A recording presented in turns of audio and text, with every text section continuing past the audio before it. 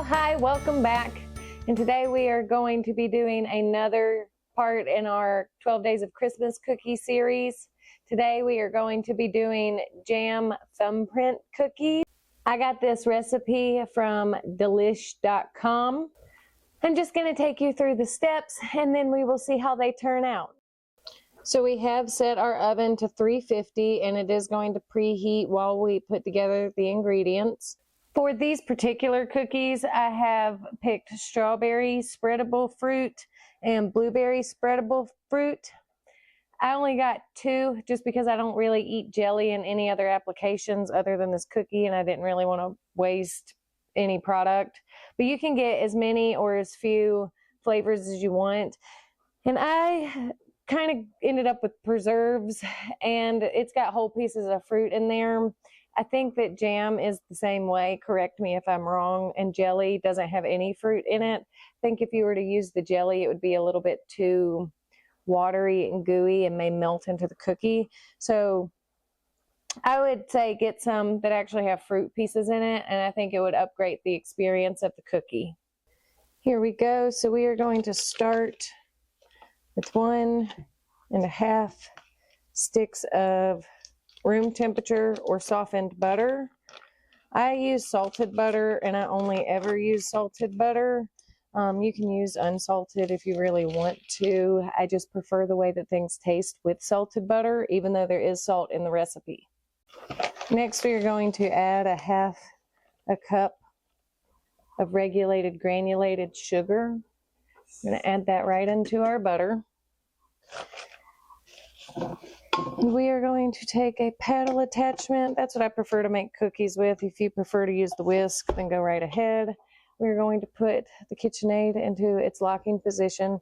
Then we are going to turn this on about a medium low to get it beat together so that it will combine nicely and get real fluffy. In a separate bowl, we are going to mix the dry ingredients together. And so we are going to mix together 1 3/4 cup of all-purpose baking flour. Here's our 3/4 cup.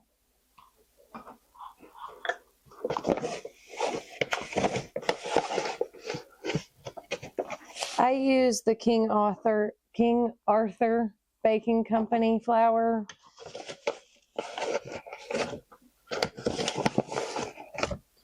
So there's 1 3/4 cup of flour.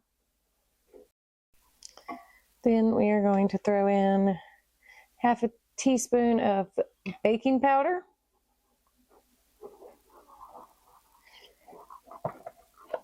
And also put in 1/2 teaspoon of salt.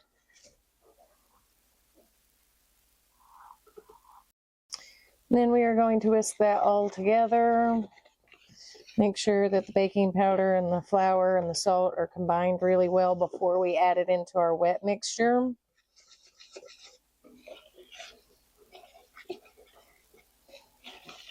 You can use a fork, but I like to use a whisk because I think that it actually mixes in a lot more evenly. Next, we are going to add in 1 large egg. I always recommend putting the egg into a different container before you add it to whatever you're baking, just so that you don't have any mishaps with shells. Sometimes, it's the one-off bad egg. So just go ahead and add that to a separate bowl and then put it into your sugar butter mixture. And then we are going to add 1 teaspoon of vanilla extract in with the butter, sugar mixture, and the egg. And then we are going to beat that for a few minutes until it is light and fluffy.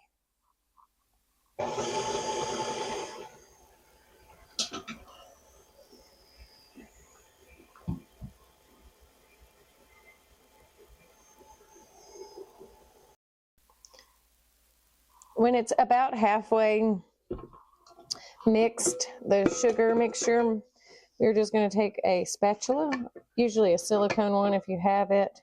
We're just going to scrape everything off just to make sure that everything gets well incorporated.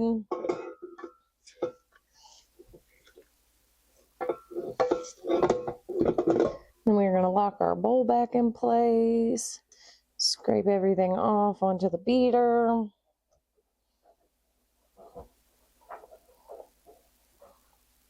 And then we're going to let it go for another 2-3 minutes. So once we're at about this consistency, where it is light, fluffy, almost looks like icing, that is when we want to add in our dry ingredient mixture. We're not going to add all of it at one time, but we are going to take probably about a cup of it, I guess, to start with, and add that in. And then we are going to mix that together slowly at first, or you will get powder everywhere all over your kitchen. I recommend always starting off slow, especially when you're adding in flour. Once I feel like the first round of flour has been well incorporated, we are going to go through and scrape the bowl again.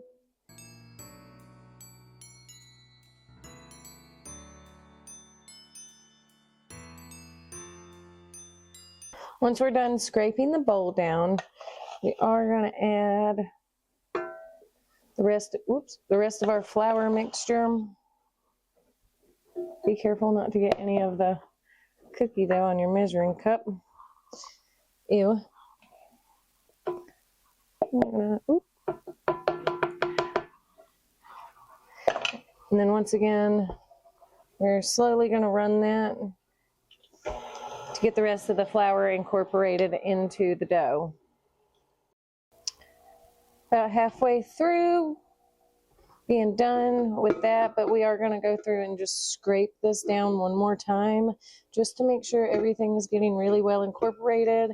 We don't have any weird spots of flour when we start baking the cookies. So once it's all mixed in together, then we are going to scrape the dough into a bowl and then make about 1-inch dough balls and lay them out on a cookie sheet lined with parchment paper. Okay, so I have them all rolled out, and they're probably bigger than 1 inch, but I mean, whatever. I like big cookies, and the Great American Cookie has ruined me. But once you have your balls set up, they say just to take your thumb and just press down. Oh my gosh. I guess that looks kind of funny. But you just want to make a well to put the jam, and then we're going to do that in all of the cookies.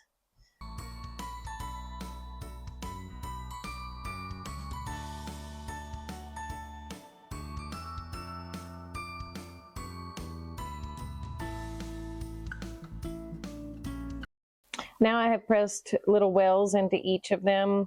That is when you're going to get your jams out, and then we're going to put a little bit of jam in each one of those wells.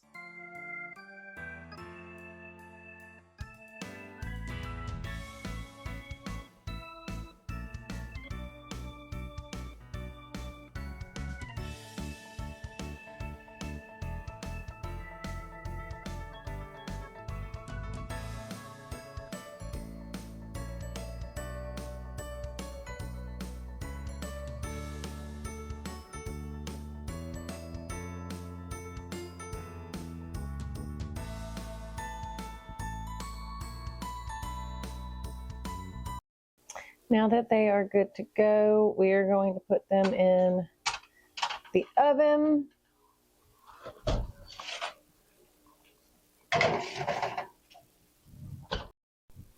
Now that they are in the oven, we are going to set a timer for 13 minutes, which we'll start with 13. Oops. And we will be back to check on them when that is done.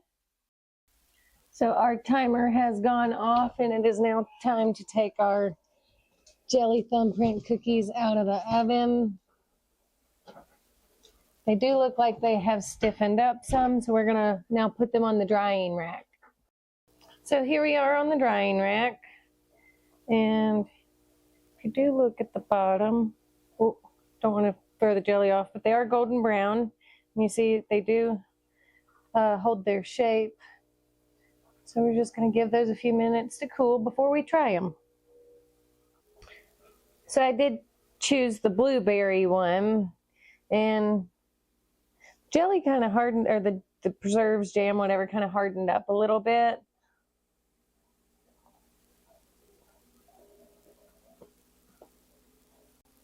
So it is kind of like a jammy piece of cake, in my opinion. The cookie, even though it's got some sugar in it, is not very sweet, but the jam is a lot more sweet, and so it makes the cookie balance out really well. I probably made the cookies a little bit too thick, but I mean, get a jelly that you like. I also think that with this blueberry, if I had a lemon cookie underneath of it, it would be really good as well.